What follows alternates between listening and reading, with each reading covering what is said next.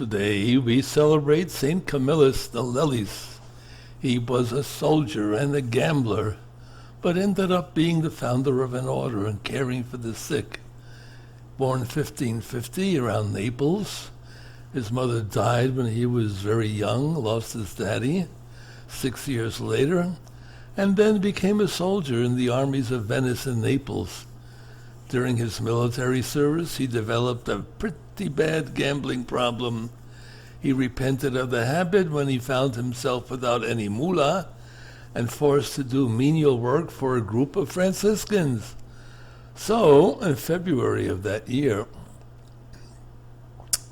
he resolved to change his life and soon sought to join the order. A wound in one of his legs was seen as incurable and kept him from becoming a Franciscan. So, after being rejected, he traveled to Rome and worked for 4 years in a hospice. Committed to a life of prayer and penance, he wore a hair shirt, and his spiritual director was none other than Saint Philip Neri.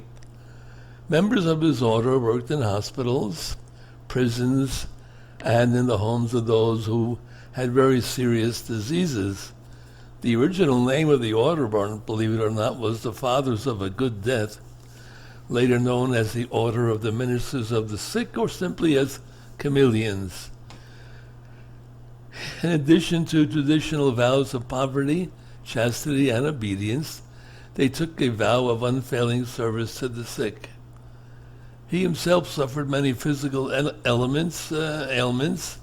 His leg wound failed to heal over the course of almost 50 years, and during that time he suffered from sores and severe kidney problem.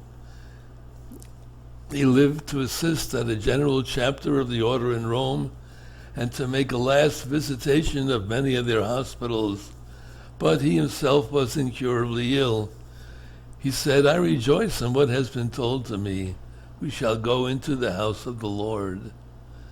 He received the Eucharist for the last time, saying, "O Lord, I confess I am the most wretched of sinners, most undeserving of your favor, but save me by your infinite goodness. My hope is placed in your divine mercy through your precious blood."